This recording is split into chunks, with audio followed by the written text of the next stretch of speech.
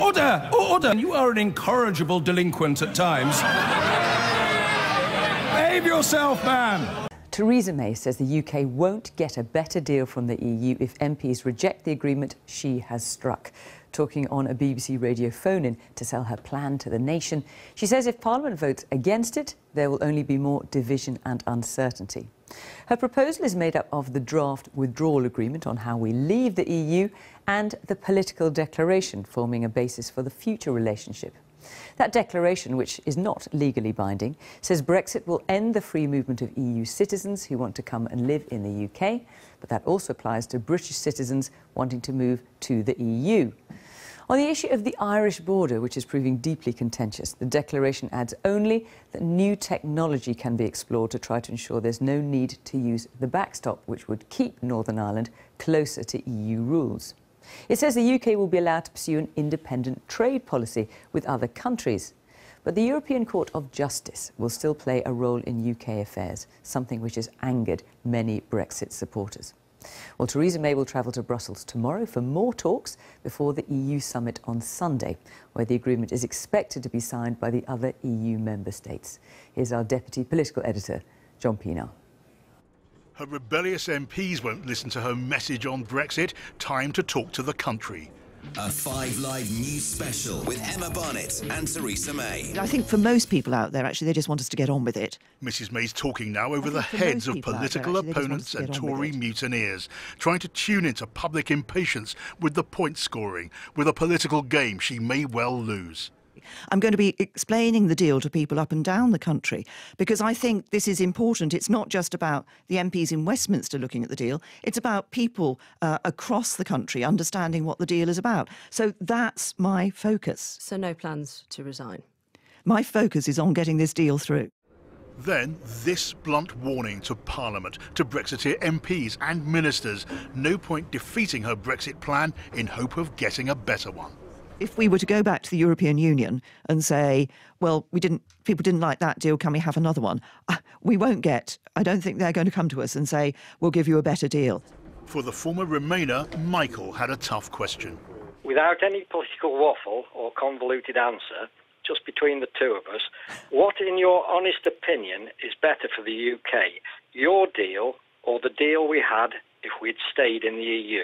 You say, are we better off, better off? Actually, it's a different sort of environment and a different approach that we'll be taking to things. So not quite yes and not quite no.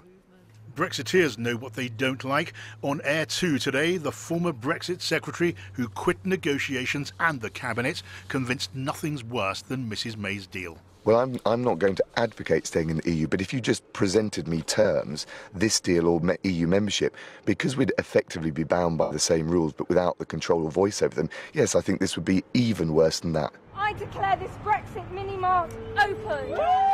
A stunt to suggest Brexit could come at a cost. More on the Labour side are buying into the idea of a fresh referendum. What I'd like to do, ideally, of course, is have a general election so we can vote this shower out. I speak as a Labour politician. If we can't have that option, I think, the British public for the first time, should have a say whether they accept the outcome of these negotiations with the option of staying in the EU. The odds and a large number of MPs on all sides are stacked up against Theresa May's Brexit plan.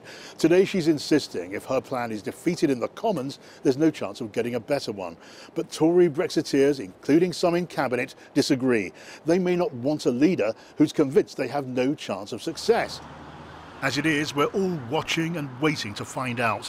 Will this historic plan be pulled up short, stopped in its tracks? It's looking like it, but till then, Mrs May will try to make it work. Downing tools, simply not an option. John Pienaar, BBC News, Westminster. Let's talk to our Europe correspondent Adam Fleming, who's in Brussels for us this evening. Well, as we're hearing there, Theresa May is still fighting for her draft agreement here. But as far as the EU is concerned, is this a deal done? Hi Fiona, yes, as far as the EU is concerned, the two bits of the Brexit package, the withdrawal agreement spelling out the divorce and the political declaration sketching out the future, are finished, closed, never to be reopened, and certainly not tweaked or renegotiated by Theresa May when she's here in Brussels seeing Jean-Claude Juncker from the European Commission tomorrow night. But guess what? There is a third document floating around which will be signed off by EU leaders on Sunday, which will spell out their priorities for the EU 27 in the negotiations in the future. And there are two priorities. Number one, the so-called level playing field, which is finding ways to manage the economic competition between the UK and the EU after Brexit. And number two, getting a deal for the EU to have access to British fishing waters as soon as possible. And there's one other problem right at the last minute. The Spanish government is still making very loud noises about having some kind of binding guarantee about how all of this will affect Gibraltar. And behind the scenes, there's actually a bit of a scramble going on to find a way of pleasing Pedro Sanchez, the Spanish Prime Minister, who says he will not come to Brussels on Sunday to sign it all off unless he's happy. And if he doesn't come, then that's quite a big problem, actually. We shall see. Adam Fleming in Brussels, thank you. Now, it was the public, not Parliament, that Theresa May spoke to today, but it was Jacob from Somerset and Boris from Uxbridge she was hoping to reach. She said if MPs rejected her agreement, there would be no improved deal from the EU. Fasma Manji has been to a People's Vote pop-up shop to find out if anyone's buying it. A Peckham pop-up shop offering unusual Black Friday deals. With the promise of costly condiments, it's no surprise most South Londoners chose not to take a look. But of course, we couldn't resist a good media stunt. Hello, welcome to Crossed Uppers. What's going on here? So this is a mini-mart, which is the shape of things to come. Former children's TV presenter Connie Huck has become a People's Vote campaigner and, just for the day, a shopkeeper. So the products we sell are products, for instance, like chlorinated chicken. Yeah. Our meat won't be regulated in the same way. It will be pumped. Every item designed to show Britain will be worse off after Brexit, and their claim that the referendum was sold on porky pies. Right, let's pick me up a basket. Right, let's okay. see. So everyone's looking for Black Friday deals today, but these what are have you got on offer? I've got Brexit sanitary products for the most expensive period ever. Right. The cost of this is ridiculous, £69 billion. You know, this for is a tampon. Well, yeah, it could be. Who knows? The future is uncertain with Brexit. I mean, that might be pushing it a I'll bit take one of those while I can. But this is the most expensive divorce deal in history. All this stuff about a people's vote. You want to remain in the European Union. How can you guarantee that people won't vote to leave again? Well, that's the thing. If they vote to leave again, that's good, but they vote to leave and you'll accept knowing the terms and conditions of the deal. Of course, we live in a democracy. Meanwhile, the Prime Minister was doing some selling of her own, taking calls from the British public. Just between the two of us, what, in your honest opinion, is better for the UK? Your deal or the deal we had if we'd stayed in the EU? Well, she couldn't bring herself to say it would be better. It'll be a different world for us outside the European Union, but it will be a good one. And I believe we can really build on what we're doing. Different but good. Will that be enough to convince parliamentarians to back the deal? Theresa May avoided outlining a plan B. Her cabinet ministers are now out and about, displaying their loyalty. The whole of the cabinet came to a collective decision, and it's up to us to sell it collectively. Let's be very frank, in a parliament that's got people who will ardently remain and ardently leave, it's unlikely we're going to get a single agreement that makes everyone equally happy. This afternoon, a backbench Eurosceptic Tory MP, John Hayes, was unexpectedly awarded a knighthood. Critics are accusing Theresa May of buying off those who might oppose her Brexit plan. But it's not just about MPs. The Prime Minister's facing a further rock-shaped obstacle. Unhappy with the text on Gibraltar, Spain is threatening to scupper a Brexit deal. After a call between the two leaders, the Spanish PM insisted, if there are no changes, we will veto Brexit. The people, the Parliament and the EU counterparts. Can they all be persuaded to back the Brexit deal? In the next few days, Theresa May will have to pull off quite a turn as a saleswoman. Well, earlier I spoke to the Brexit-supporting MP Paul Scully. He's one of 13 vice-chairs of the Conservative Party and supports Theresa May's deal. I began by asking him if he knew how many Brexiteer MPs had been persuaded to change their minds and back the deal. I think there's a number of MPs that are looking to make sure that we get this done, that actually realise that this is the game in town, frankly. Because but do you know anyone who's changed their minds? I think there are people that have considered it over the last few weeks and that will actually, you know, that have started to crystallise around this deal. But there again, we've got 2 weeks before the deal anyway, but is likely to come to a vote, 2 or 3 weeks. But your whole strategy is having to change people's minds, isn't it? Because you haven't got the numbers at the moment to get this through. Numbers are clearly going to be difficult. I mean, you know, this is on the cusp of where I am, frankly. You know, as You're not really happy with it either. Well, I campaign to leave. You know, I'm not going to be a heroic loser. I take great responsibility in making sure that we leave and leave well. I mean, all of you who are supporting it are out there. I mean, Theresa May in the studio again today trying to tell people all the benefits, but unable to say, with hand on heart, that Britain will be better off under this deal than it is under the current deal that we have with the European Union. You know, Theresa May was asked that again today and she couldn't say it. No, I think long-term we will be. Absolutely we will be. Well, you think we will be better off economically? Definitely. Jeremy Hunt today has you know, confronted what happens if it's voted down, as the arithmetic currently looks like, and, you know, that we will be in a sort of a constitutional crisis, won't we?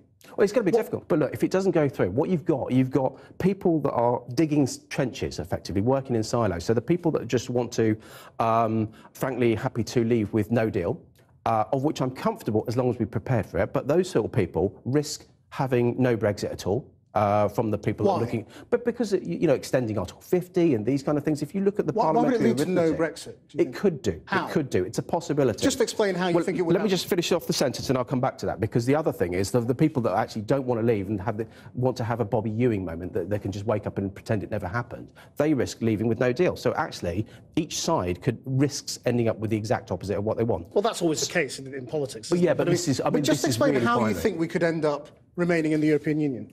For the foreseeable future. I'm not sure you can in terms of you know, long term, because as far as I read it, Article 50, you can't just rescind Article 50. But what you can do, if you... Well, the man who wrote it says you can. I know he did, but he's, you know... He's wrong.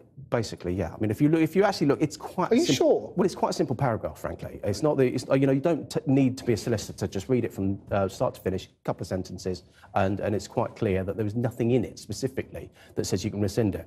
But what you can do, and if the parliamentary arithmetic is there, you can extend it, and then you need the EU to unanimously agree to that, and you can keep extending it, and that's the risk that you just kick it into the long grass. If you lose the vote, and there's some sort of vote in Parliament that says we cannot leave with no deal, that Parliament expresses its view, which is quite likely,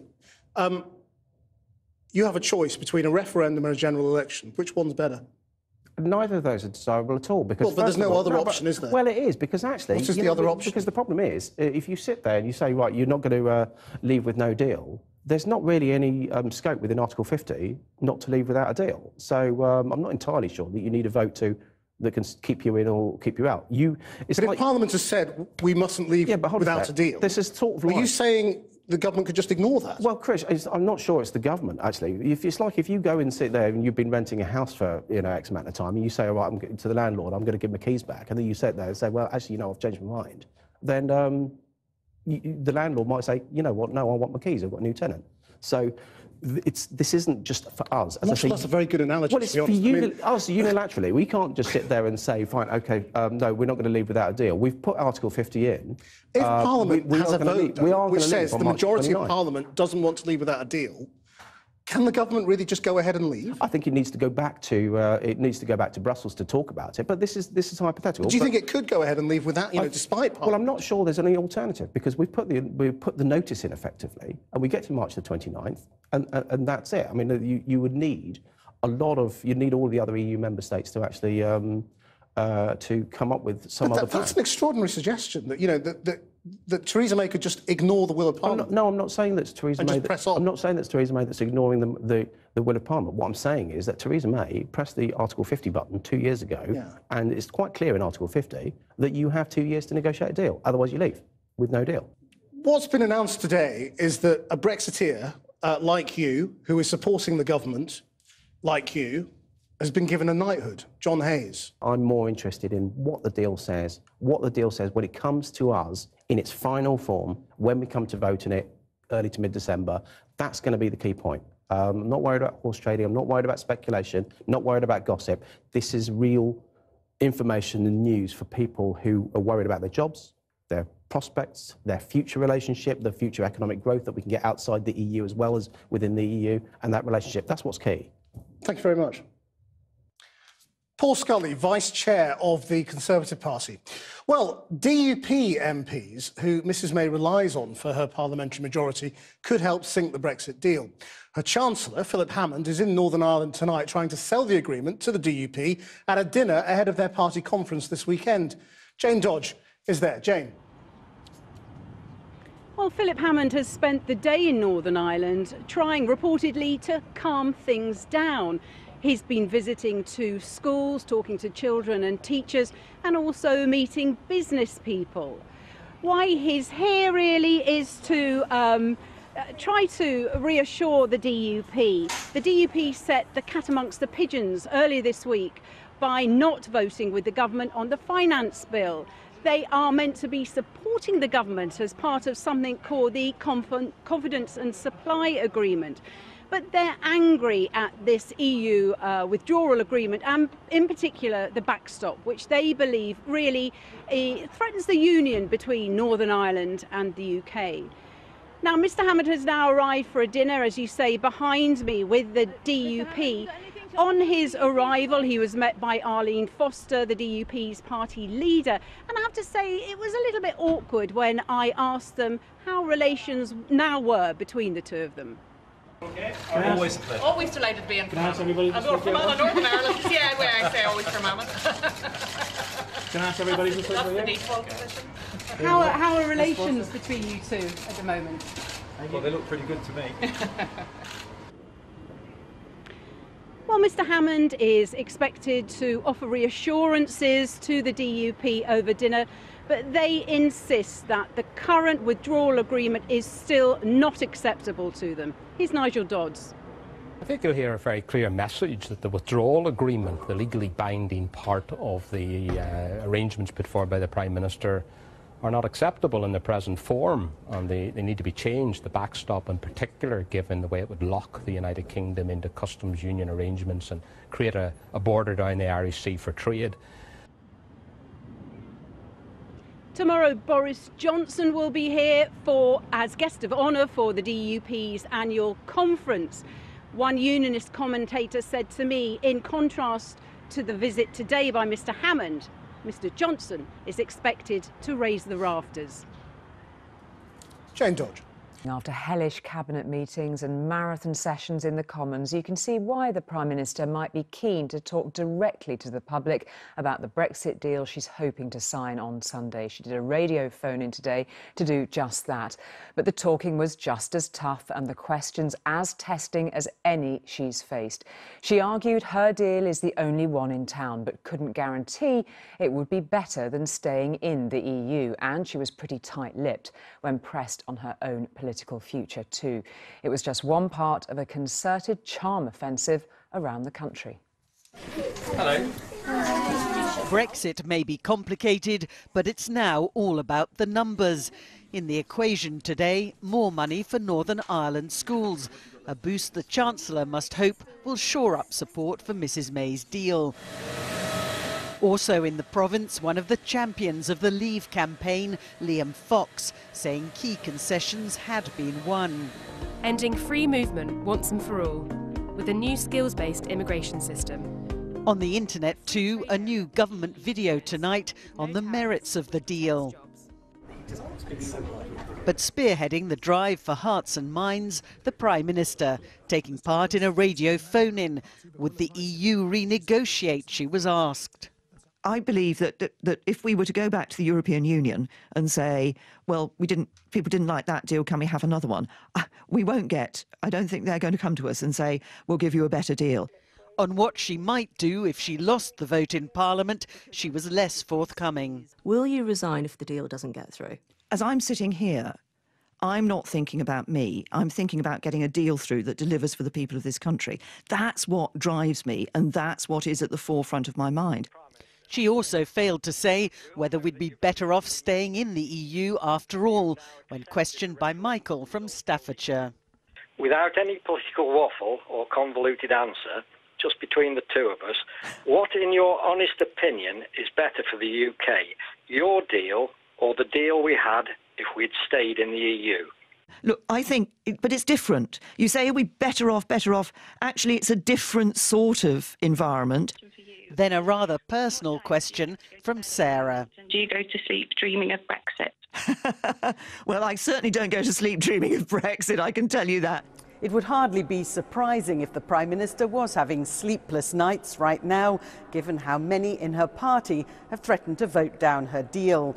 The parliamentary arithmetic is such that she still has a mountain to climb to get it through. The Prime Minister needs to get 320 votes to win, assuming the Cabinet and others on the government payroll will vote for her deal. That's around 150. Up to 90 Tory MPs, some Brexiters, a few Remainers, have said they don't like the deal and may not back it. Around 75 are highly likely to support the Prime Minister.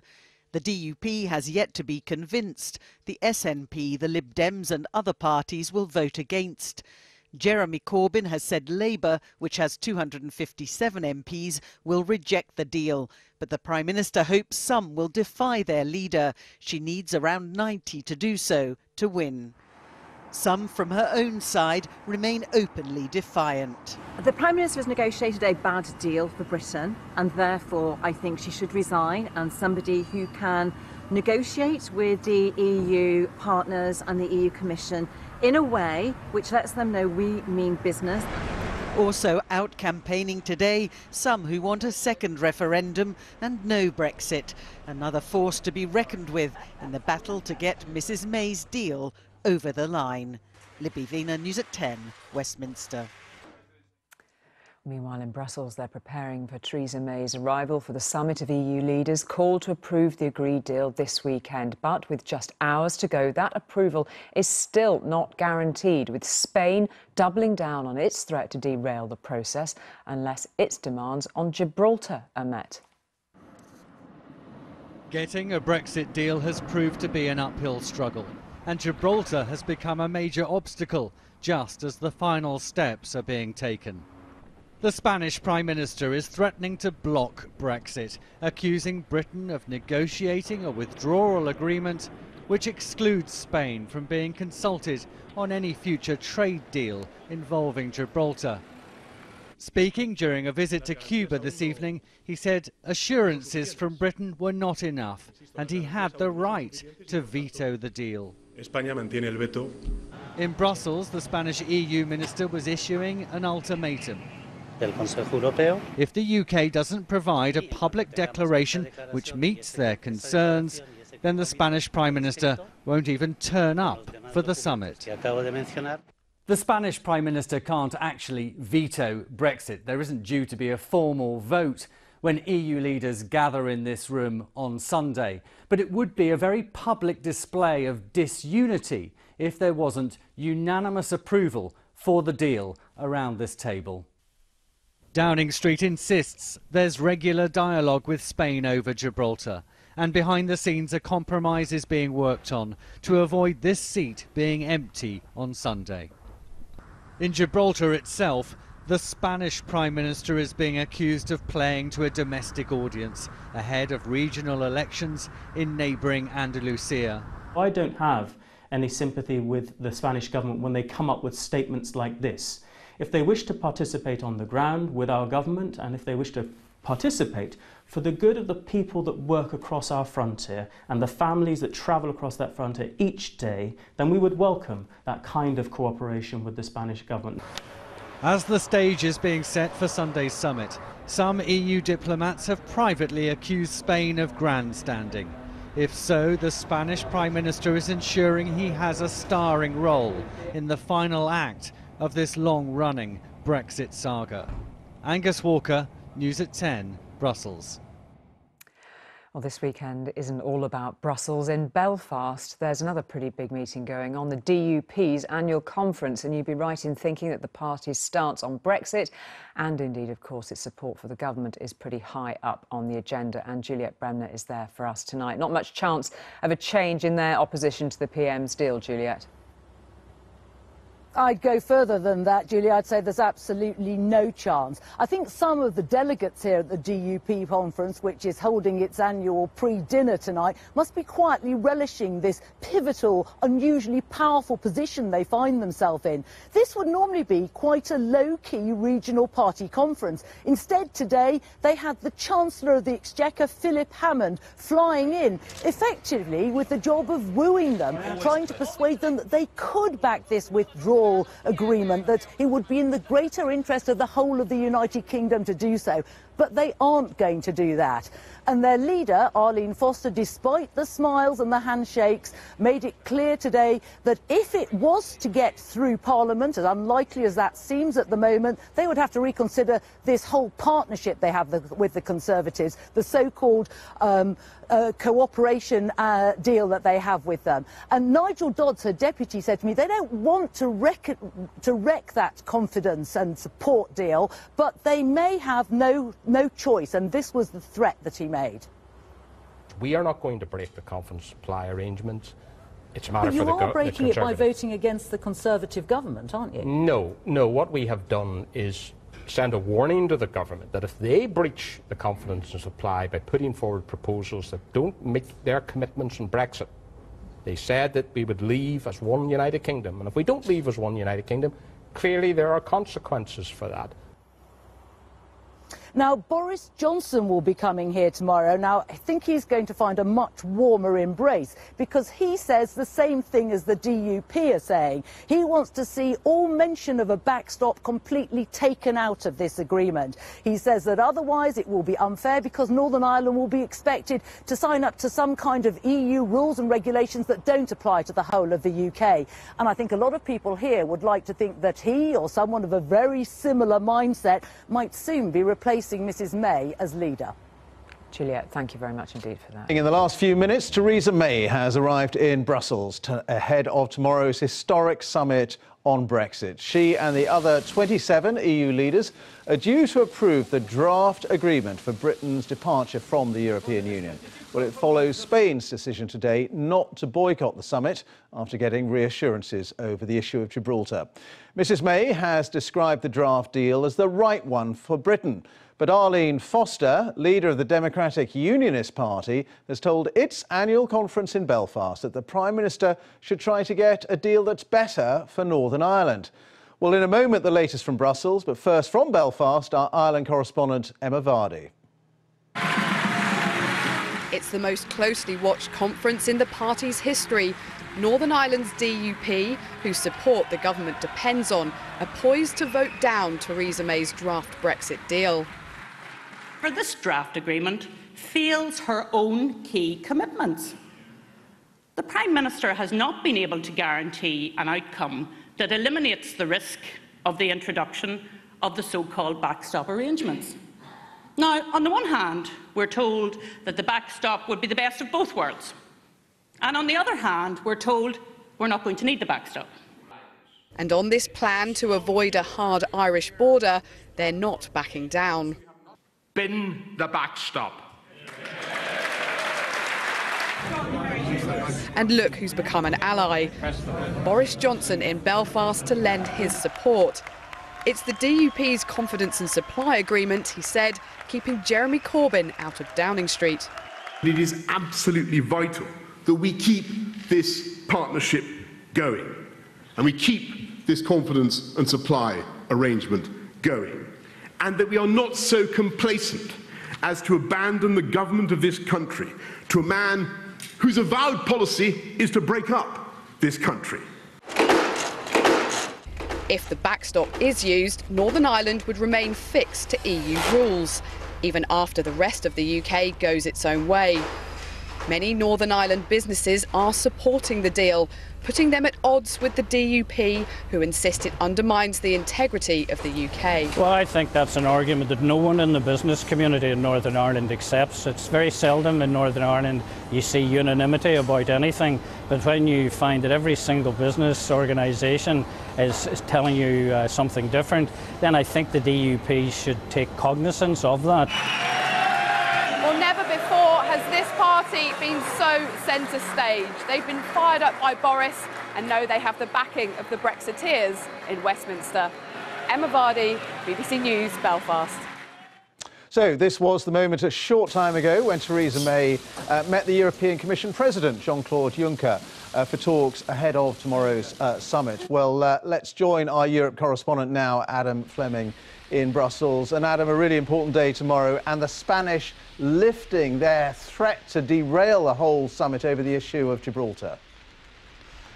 Yes, Ben, that tricky issue of Gibraltar, which reared its head in the last couple of days and for a couple of hours today looked like it was going to threaten the summit taking place at all, has been solved with a series of letters going backwards and forwards between the UK and the EU and Madrid, which the British say just cements the position as it always was, which is that the future post-Brexit relationship with the EU doesn't automatically apply to British territory of Gibraltar, and that the Spanish get a say over anything that does. Then you get the Spanish government tweeting in the shape of the foreign minister saying this is the biggest thing to happen to Gibraltar in more than 300 years. I think it will take a couple of years, though, for us to really see the implications of what these letters and what this agreement and what these reassurances really mean. For now, as you were saying, Theresa May is in the building behind me, the European Commission, meeting Jean-Claude Juncker. No negotiations, the deal is finalised. They'll be talking about how this is a springboard to what happens next as the deal gets ratified in the British Parliament and then in the European Parliament. And then in about an hour's time, Mrs May will get back into our motorcade, drive round the corner and see the President of the European Council, Donald Tusk, who will chair that summit of EU leaders tomorrow. I've been guilty of saying things are historic, maybe when they aren't, but trust me, when we say this is historic, this time we really do mean it.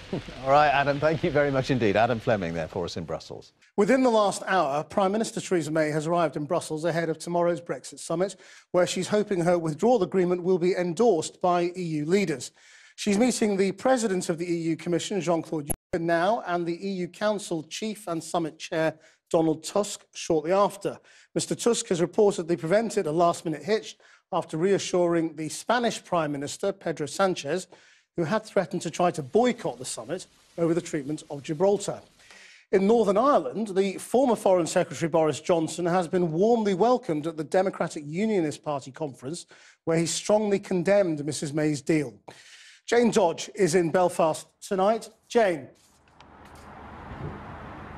Well, if the issues weren't so serious, this weekend's conference could be compared to a political dating game. The DUP has been wooed, first by the government in the form of the Chancellor, Philip Hammond, then by the former Foreign Secretary, Boris Johnson.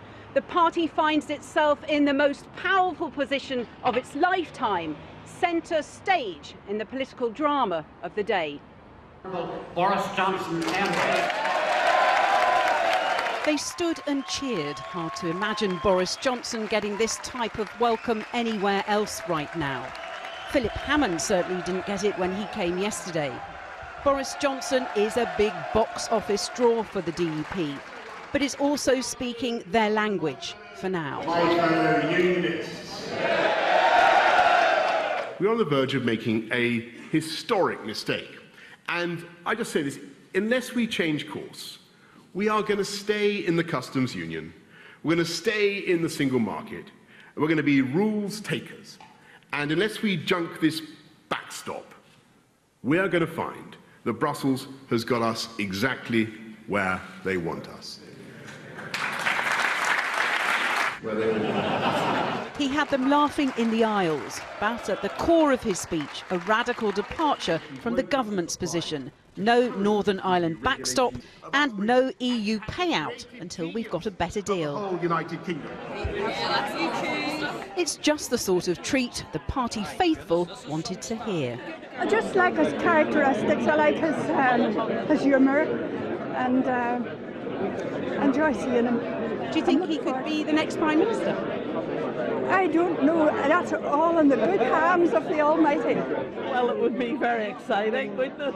I mean, it would be different, but I don't think so. Why not? He's a man that doesn't abide by the rules. No, he's too controversial. And he's sympathetic to the union's point of view, and that's good news. But we need to have, at the very top of the party, Theresa May's level, also to understand the union's position. Away from the conference in East Belfast, the cranes of the Harland and Wolff shipyards still dominate the skyline. This is traditional DUP territory. The majority of people here voted to leave. At the Welders Club, people feel abandoned by Theresa May. Personally speaking, I think we're sold down the river. I think overall she is trying to please everybody, but she can't please everybody. It was a hard job she was given. Yes, yes. I think Theresa May, to accept this deal, is actually going to keep us tied in, for years down the line. Our party leader, Arlene Foster. Back at the conference, the DUP's leader is keeping her suitors guessing. She described the Prime Minister as genuine and thanked her for her hard work. But she made it clear she is not budging on her opposition to the withdrawal agreement. The choice is not between this deal and no deal, despite what the government spin machine may say. The reality is that if we are to secure a better outcome than is currently on offer, then the only option is to look beyond the current draft withdrawal agreement and work in the time ahead for an improved outcome. The light continues to fade on this Brexit deal, with the DUP adamant they won't back it. Parliamentary approval of it seems less likely now than ever. Well, earlier I spoke to the DUP MP Sammy Wilson, and I asked him if Philip Hammond was right to be optimistic that the DUP would end up supporting the deal. He certainly got no indication last night that we'd be voting for the deal, and he certainly shouldn't take any message from the conference this afternoon that we'll be voting for this deal. In fact, he reinforced our views of this deal, namely that it was not good for Northern Ireland. His argument was that he didn't believe it was good for Northern Ireland, but it would never be used. Our argument is that it's not good for Northern Ireland, and it's going to be a legally binding contract which the government will sign up to. So under no circumstances can we support it. Has he suggested that the deal could be renegotiated in any way? Because obviously the Prime Minister is saying this is it, this is the best deal we're going to get. He argued last night that the deal would not be renegotiated. In fact, he tried to scare the audience by saying that the alternative was a Jeremy Corbyn government, though how you leap from voting down the deal to having a Jeremy Corbyn government, I'm not quite sure. Your leader, Arlene Foster, told The Times that the deal is worse a prospect than having Jeremy Corbyn as Prime Minister, as far as you're concerned. Can you just talk us through that? I suppose what she meant was that Jeremy Corbyn believes in a united Ireland and probably would work to promote a united Ireland. This deal actually delivers Northern Ireland out of the United Kingdom, separate from the United Kingdom, cut off from our main market in GB. So faced with this choice, you would be prepared to work with Jeremy Corbyn as Prime Minister. Is that what you're saying? No, because that's not the choice. The choice is to make sure that this deal does not go through. The policy isn't going to change under Theresa May, so should you change Theresa May? I mean, you have Boris Johnson there today speaking your language. If he was leading the Conservative Party, would the confidence and supply arrangement be safe? Well, you know, first of all, the internal arrangements of the Conservative Party and who leads the Conservative Party is no business of ours. And, you know, all we're saying is a change of policy. I don't care whether that change of policy is under Theresa May or under someone else. As far as we're concerned, that's the only thing that we're aiming for. I know you don't want to talk about the circumstances under which you'll bring down the government, but it is clearly the implicit threat. And you seem determined to ask me about that, and I'm determined not to go down that road with you. That is why you are important, because you have the power to bring down the government. If the government had a majority, nobody would be talking to you right now. Our main focus is to make sure that this deal does not go through. If this deal does not go through, then the bone of contention between us and the government will have been remedied. Did you think it's democratic that such a small group of people, such as the DUP, should be able to hold the power over this deal for the whole country? I don't think that you've been studying what's happening in the House of Commons too much if you ask me that question. Because actually we're probably fairly irrelevant now. The odds are now so stacked against this deal because the government has annoyed the Remainers in its own party, the Leavers in its own party. So, you know, don't argue that we're holding anyone to ransom. Sammy Wilson from the DUP.